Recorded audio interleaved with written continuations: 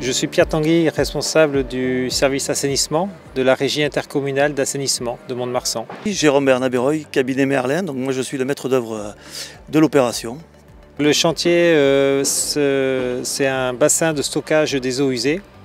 L'objectif de ce bassin est de stocker les eaux usées en temps de pluie pour pouvoir les restituer ensuite en temps sec à la station d'épuration pour que ces eaux usées soient traitées.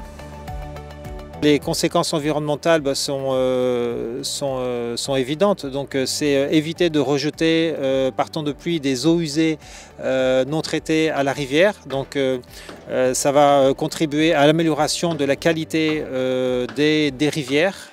Et puis à la restauration du bon état écologique des cours d'eau.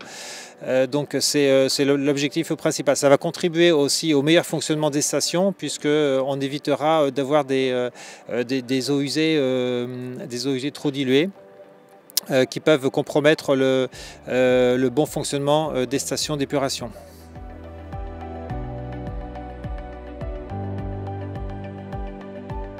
Donc sur ce chantier, on a débuté déjà, donc il y a toute une phase de préparation et d'installation des équipes sur la base des plans que nous on avait établis dans le cadre de nos études. Une phase de terrassement et de nettoyage de la parcelle. Ensuite il y a eu cette phase de réalisation des pieux sécants, c'est-à-dire qui se sont réalisés depuis le niveau du sol pour constituer l'enceinte de l'ouvrage. Une grosse phase de terrassement, une fois que l'enceinte est faite, on terrasse et on creuse jusqu'au fond. Et ensuite, les équipes de génie civil se mettent en place et réalisent le fond, donc le radier, la couverture et tous les aménagements annexes, les ouvrages annexes, dont le local technique qui viendra clore et terminer l'ouvrage en lui-même. Voilà. Le chantier est conçu, les ouvrages sont conçus pour qu'il y ait un minimum d'impact sur le voisinage. Il n'y aura pas de problème olfactif puisqu'il y aura une extraction, une ventilation de l'ouvrage et l'air avant d'être rejeté à l'atmosphère sera désodorisé. L'ouvrage sera complètement couvert, donc au niveau de l'apparence, on ne verra émerger qu'un local technique qui contiendra tous les équipements techniques nécessaires au fonctionnement de l'ouvrage.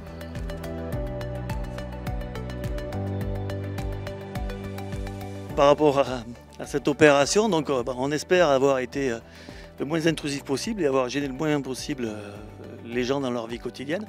Et c'est des opérations à fort enjeu puisque ce sont des opérations qui visent, et c'est un sujet vraiment d'actualité, à l'amélioration de l'environnement et à préserver l'environnement. On a pris en compte non seulement les aspects environnementaux d'un point de vue hydraulique, mais on a veillé également à la parfaite intégration de cet ouvrage. Donc comme je le disais tout à l'heure, c'est un ouvrage qui sera quasiment invisible, qui ne générera pas de nuisances sonores ni olfactives. Donc ce que je pourrais dire aux riverains qui ont quand même été informés du projet, c'est qu'il n'y a pas d'inquiétude à avoir et que cet ouvrage-là va améliorer en fait leur cadre de vie, quoi.